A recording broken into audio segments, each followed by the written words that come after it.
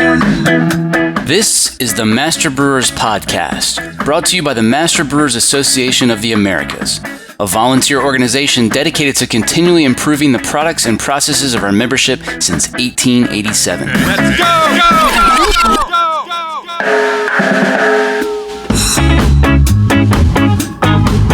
Master Brewers brings you interviews with the industry's best and brightest in brewing science, technology, and operations.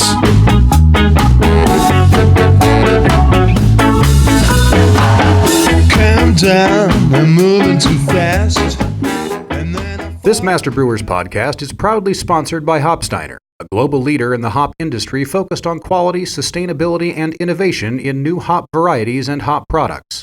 Contact our brewery sales team to provide you with the hop-related tools you need to craft your next great beer. For more information, visit hopsteiner.com.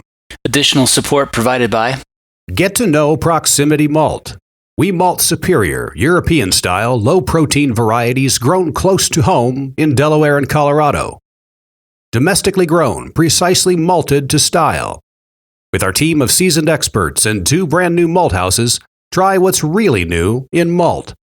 Check us out at www.proximitymalt.com. Additional support provided by The secret to quality fermentation is White Labs. Core strains are made weekly and most can ship out the next day. Order through the White Labs app or yeastman.com. Visit whitelabs.com/whywhitelabs for a new customer special offer. That's whitelabs.com/WHY Whitelabs.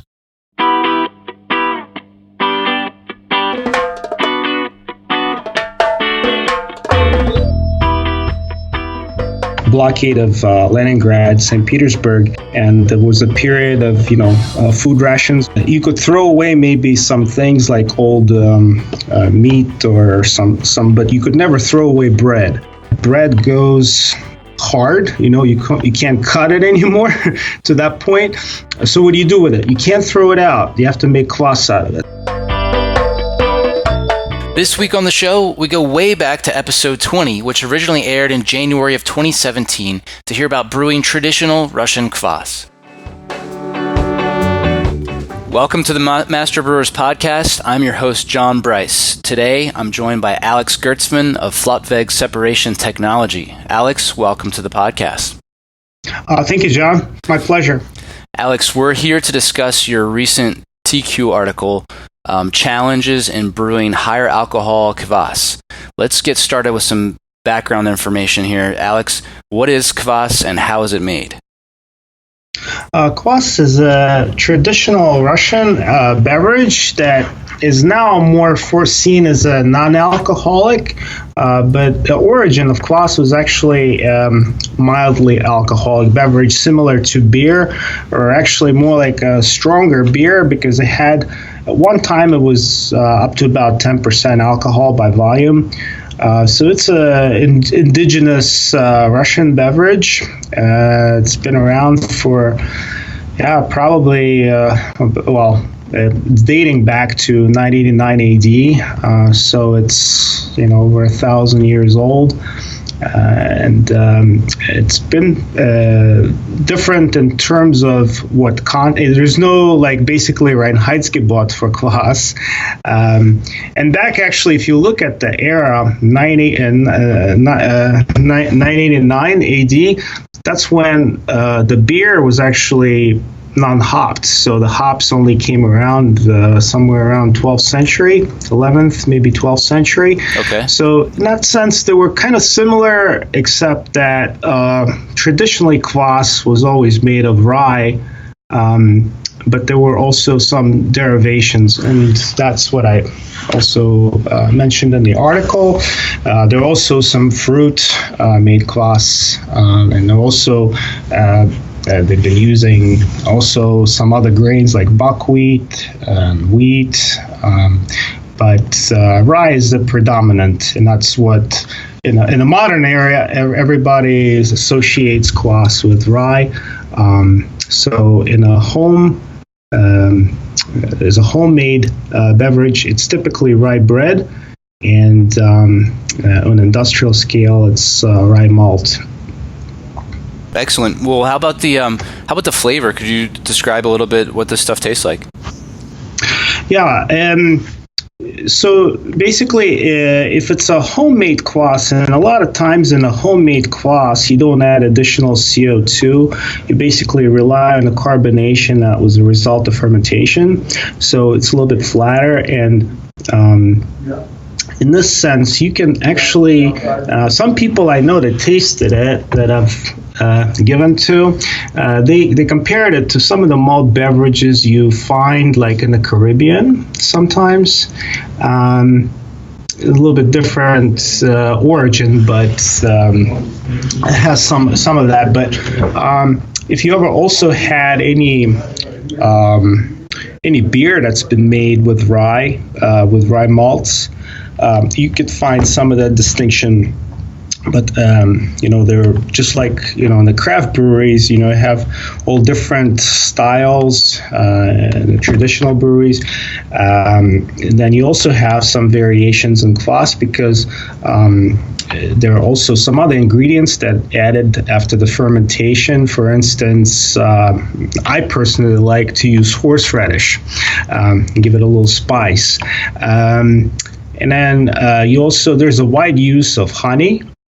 And you can also can use, if it's a home made beverage, you also can use honey basically as a additional source of sugar, because you need that for fermentation as well. So so the flavor again is a kind of a different taste, but it's basically that's the best I could describe. Yeah, it sounds like there's a pretty wide range there. So who's actually making kvass today, and where can we get a commercial version to try, or is this something that's mainly brewed on the kind of homebrew scale? Yeah, it's a good question. I've been approached by actually quite a few brewers about this in the United States. I actually grew up in Russia. It was still Soviet Union, and the only way we would buy kvass commercially, if you see a yellow truck pull up, it's like a big barrel truck, and everybody would run out with their vessels, like a 2-liter jar or whatever, and then you can also get a fresh mug filled, and that was the only way to get commercially made kvass. We never bought any bottled kvass. I don't think I've ever seen bottled kvass. Now, if you go to some Russian stores, if you live in a city where they have Russian food, supermarkets, stores, you will see some bottled kvass. Unfortunately, it doesn't taste anything like it. I personally don't recommend it. If somebody ever buys one of those and drinks it, I think they'll get a bad impression of kvass. Bottled kvass is not something I guess there is a taste. I mean, some people maybe like it, but I'm personally not a big fan. So, all right. So you got to rely on the Kvass ice cream man to come by, it sounds like. Yes, exactly. The ice cream man. Yes, that sells Kvass. On an industrial scale, they were also made. Sometimes not only just rye malt, they also made like dough basically, and they used for the rye dough. But the homemade kvass has always been around through centuries, and the tradition basically goes in the Russian household, the way I grew up. My family, we have, people fought in the war, in World War II, and there was a period of, food rations. You couldn't get any food, and in blockade of Leningrad, St. Petersburg, they were rationing like 100 grams of rye bread per person per day. And you could throw away maybe some things like old meat or some, but you could never throw away bread. So that goes back to the tradition of the, preserving the bread. So if the bread goes, you buy the rye bread, which, is very common in Russia. If you buy rye bread and the bread goes hard. You can't cut it anymore to that point. So what do you do with it? You can't throw it out. You have to make kvass out of it. So, there you go. So that's like sometimes, you just collect it till you get enough to make it, and there's your it's not necessarily you were going to do it. It's just you happen to have a lot of stuff that you could use. So that's pretty interesting. I wonder if one of the reasons there was never any real serious industrial attempts at it is just because I can imagine it would be rather difficult to process, especially having brewed some beers with not even anywhere close to 100% rye. It can be rather challenging in the brew house. So sounds like something that might be a lot easier to make on the small scale. Yeah, well, actually, they have, in the Russian breweries, they do make kvass. There are some dedicated breweries and also producers of kvass. So, yeah, in Russia, of course, where that beverage is consumed. There's also in other Eastern European countries, Belarus, Ukraine, and Kazakhstan. They all have producers of kvass. In United States, actually, I talked to the brewmaster from Alaska Brewing one time. I think they made some, and it was an alcoholic kvass. That was actually, I originally posted this article at the WBC in Portland back 4 years ago. And yeah, this was, I remember that's when I was talking to the brewmaster, David, from Alaska Brewing. He was quite interested. And I talked to him afterwards, after that event. And he told me that they successfully brewed kvass. And it was, I believe he said it made it like 6.5%, which is quite good.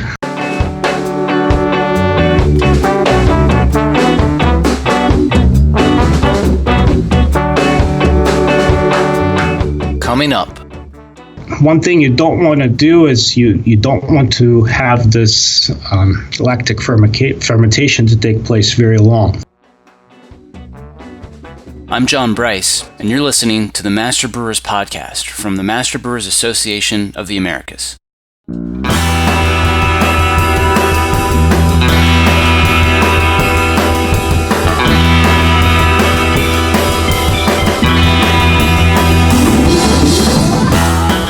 Support for this podcast is brought to you by ABS Commercial is a full-service brewery and parts outfitter. From our Raleigh headquarters to our Denver office, we proudly offer brew houses and fermenters from 3 barrels and up, yeast brinks, boilers, kegs, chillers, tri-clamp, and other stainless parts, all with the quickest delivery and lead times in the industry.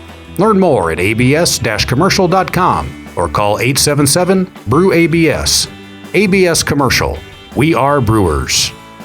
Additional support provided by Bring the world to your brewhouse with BSG's diverse selection of ingredients and services. Our dedicated customer service team and industry experience provides you with the assistance you need every step of the way. Make BSG your supplier of choice with products essential to making great artisanal beverages so you can stay focused on your craft. Visit us at bsgcraftbrewing.com or contact us at 1-800-374-2739. Here's what's coming up on the Master Brewers calendar. Don't miss the July 10th safety webinar, Lockout, Tagout, It's the Law. The District Michigan Summer Social is July 13th at Fitzgerald Park in Grand Ledge. District Northern California meets at Off the Rails Brewing in Sunnyvale July 18th. District St. Paul, Minneapolis joins forces with the Minnesota Craft Brewers Guild once again for the Minnesota Brewers Conference July 26th in Duluth. The District St. Paul, Minneapolis August meeting and golf outing is August 2nd at Muddy Axe Hop Farm.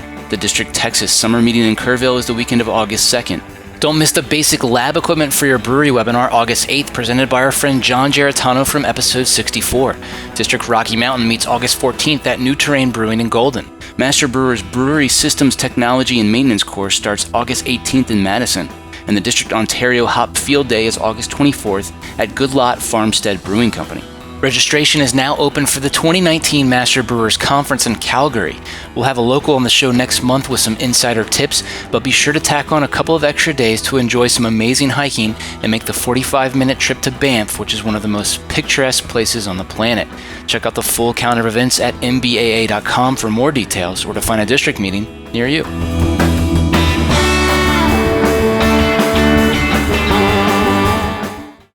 Now back to the show.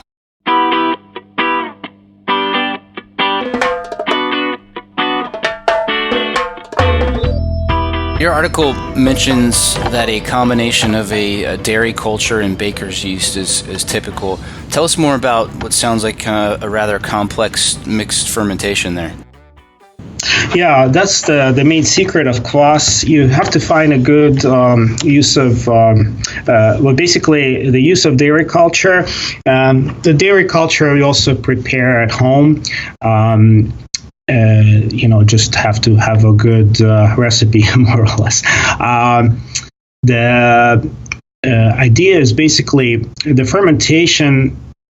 You add both the dairy culture and the yeast at the same time once you prepare the wort. But as you know, the yeast doesn't kick in instantly. It takes a little bit of while to get it kicked. But the dairy culture fermentation, the lactic bacteria starts very quickly. So, but one thing you don't want to do is you don't want to have this lactic fermentation to take place very long, because then you start getting that really like vinegar type of taste, so very acidic. So that's the key, that you basically undergo first the lactic, and then once the lactic stops, then you start the new the other fermentation. At that time, the yeast starts to kick in. So the trick is to really find a good yeast, and I experimented actually quite a bit. I've tried many different yeasts, and I tried them in different form. I tried them in a liquid form first. My best one I found was I used the one from Lallemand, Windsor and Nottingham. They're traditional English ale yeast. They work really well because the reason why they kicked in sooner. At least with the wort that I prepared, sooner than the other ones. So I think I found a good solution basically for this type of fermentation. So for the commercial scale, it's going to be somewhat different. And you mentioned that good. You mentioned that it sounded like brewer's yeast began to sort of replace baker's yeast over time. How common was that? It sounds like baker's yeast was used predominantly throughout history. The baker's yeast was used for non-alcoholic. The beer didn't really come to Russia till much later. I see. And also vodka didn't come to Russia till much later. People associate vodka as a Russian beverage. Actually, I believe it came from Poland at one time, maybe 16th, 17th century, something like that. But before that, the strong alcohol was mostly produced by, they had other. Also beverages they called Kvass, but they were like berry, honey type of beverages. They call medavucha, based on honey. And also Kvass, as I mentioned, was much more alcoholic. So when other more alcoholic beverages came to Russia, stronger alcohol, then the Kvass kind of started to fade away. It was like a very light. It became more lighter, and at one point, when the beer became popular, it basically became as a non-alcoholic beverage.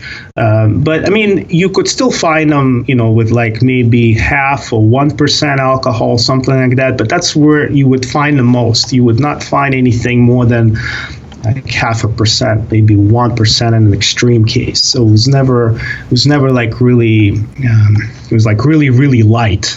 So like in the beer term would be ultra light, or almost like basically non-alcoholic. Yeah. So this was really something like that started to happen a little bit over 100 years ago, more or less 100, maybe 200 years ago. So it became non-alcoholic. So the beer, the Kvass I described, and I was drinking from the yellow truck.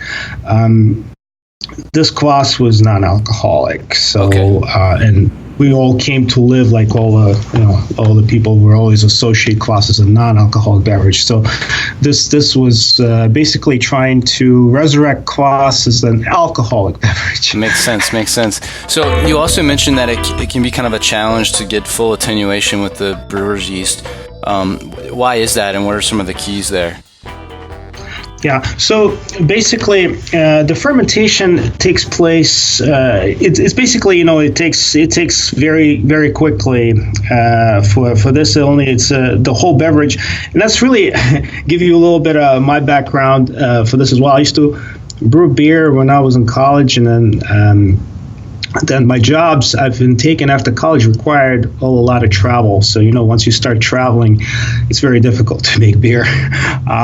Kvass, on the other hand, is much easier to make because you can do it over the weekend. It's fast, yeah. So it's very fast, and you could do it. We'll sit in the refrigerator for like an additional day, basically after that, just to cool it, and then everything settles. But it's more, it's a much quicker. So the idea is basically. Here, what you have is you have to if you try to basically if it goes a little bit longer in this sense, because once you start, you're doing it at a room temperature. This fermentation takes place at a room temperature. If you start having the longer fermentation, you basically start getting that vinegar type of taste. The acidic. It's very it basically kills your taste. It starts to spoil your beverage.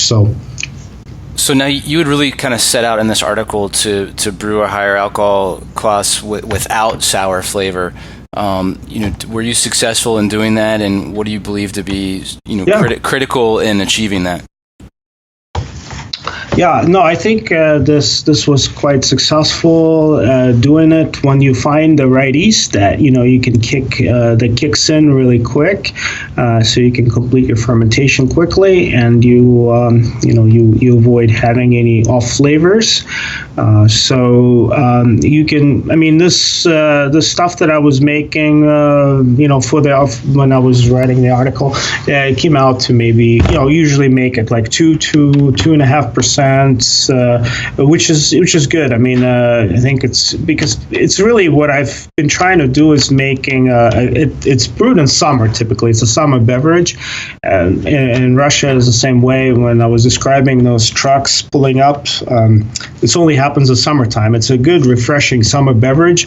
I guess you can drink it in wintertime, but I personally never really been drawn to do that. But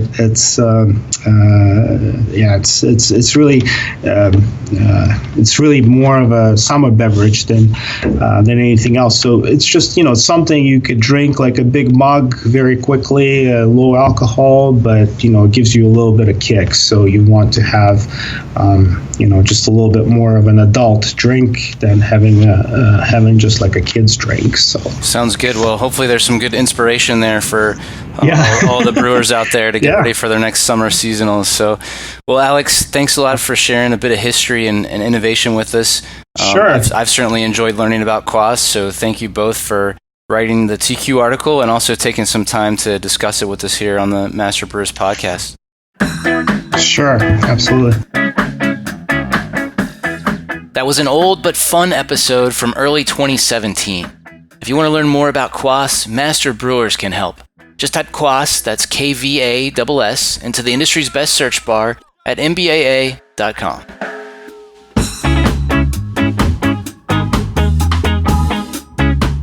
Are you enjoying the Master Brewers podcast? Let me tell you about a simple way you can help us keep making more. Take a minute to thank our sponsors. There's no way we could produce this show without generous support from sponsors like Hopsteiner, ABS, Proximity Malt, White Labs, and BSG. So please let them know you heard their message on the Master Brewers podcast and that you appreciate their support. Countdown, I'm moving too fast.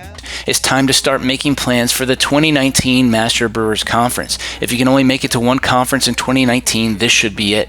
We're really mixing things up this time and heading to the Calgary Convention Center to see how Alberta celebrates Halloween. You can find all the details on the meetings tab at mbaa.com. That I should have mentioned that, but I did. My fist full of courage, my heart full of rage. Oh, I can't get stuck, I can't be losing too much.